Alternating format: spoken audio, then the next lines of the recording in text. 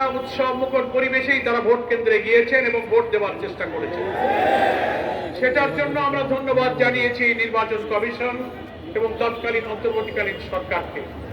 কিন্তু দুঃখ, বেদনা এবং রহস্যের জন্ম দিয়েছে ভোট গ্রহণ পর্ব শেষ হওয়ার পর যখন ভোট গণনা, রেজাল্ট শিট তৈরি করা, ফলাফল ঘোষণা, প্রতিটি পর্বে পর্বে ইলেকশনের ইঞ্জিনিয়ারিং করা হয়েছে।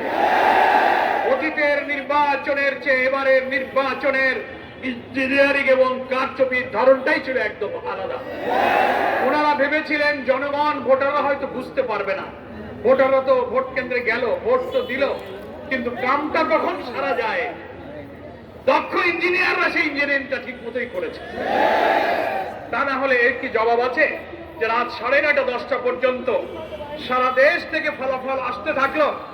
11 দলীয় ঐক্যে জামাত ইসলামী সহ সারা দেশ থেকে একের পর এক 9:30 10টা পর্যন্ত বিভিন্ন আসনে বিপুল বিজয়ের খবর যখন আসতে থাকলো, মানুষ জন আকাঙ্ক্ষা হিসেবে অপেক্ষা করছিল সংখ্যাগরিষ্ঠ আসনে 11 দলীয় ঐক্য জামাত ইসলামী বিজয়ী হয়ে সরকার গঠনের মতো সংখ্যাগরিষ্ঠতা ইনশাআল্লাহ লাভ করবে। সেখানেই রাত 10টার দিকে, 9:30 10টার দিকে নির্বাচনী ফলাফল ঘোষণার সব সম্প্রচার বন্ধ করে দেওয়া হলো। বন্ধ করা হলো কেন? দীর্ঘ সময় বন্ধ করে দিয়ে এর মাঝখানে কি ইঞ্জিনিয়ারিং, কি রহস্য তৈরি করা হয়েছে, আর জামাত ইসলামী 11 দলীয় ঐক্যের বিজয়ের খবর আর আসে না। সব অল্প অল্প ভোটের ব্যবধানে তাদেরকে পরাজিত দেখানো হতে লাগলো। এটা বড় ইঞ্জিনিয়ারিং।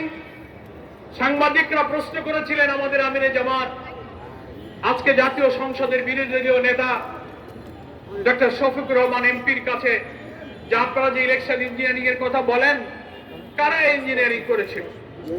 আমিরে জামাত জবাব দিয়েছিলেন বিদেশি সাংবাদিককে, সরাসরি প্রমাণ ছাড়া তো তার জবাব দেওয়া কঠিন।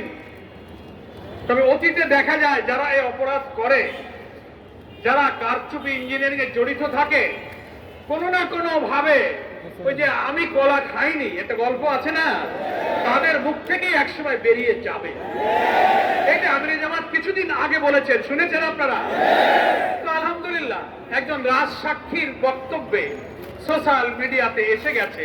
জামাত ইসলামীকে শুধু দায়ী করলে হবে না, সব জনগণ আপনার বক্তব্যে, রিজওয়ানা হাসান সম্মানের সাথে আপনাকে বলতে চাই, আপনি সাবেক অন্তর্বর্তীকালীন সরকারের উপদেষ্টা ছিলেন, আপনি আপনার বক্তব্যের অডিওটা, ভিডিওটা আপনি বারবার দেখুন।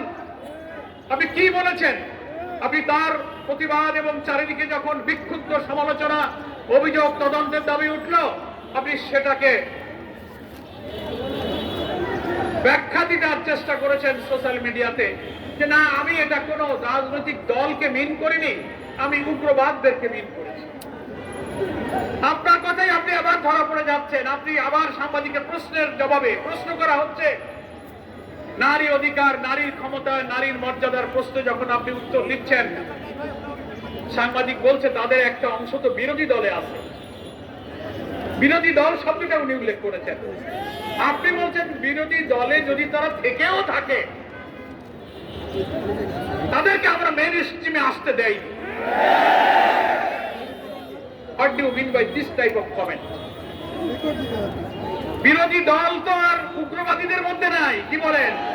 কোন উগ্রবাদী চরমপন্থীরা পার্লামেন্টে নাই। যারা রাজনৈতিক দল হিসেবে নির্বাচনে অংশ নিয়েছে সকলেই নির্বাচন কমিশনের নিবন্ধিত রাজনৈতিক দল। ইসলাম কোন উগ্রবাদ, কোন চরমপন্থাকে সমর্থন করে না। আপনি সাক্ষাৎকারে মিন করতে চেয়েছেন ইসলামী রাজনীতি যারা করে, নারীর ক্ষমতায়ন, মর্যাদার ব্যাপারে আপনি তাদেরকে দোষী করতে চেয়েছেন যে তারা সে অধিকার চায় না। না, বরং আপনারা নারীবাদী হওয়ার দাবি করে যা বলেন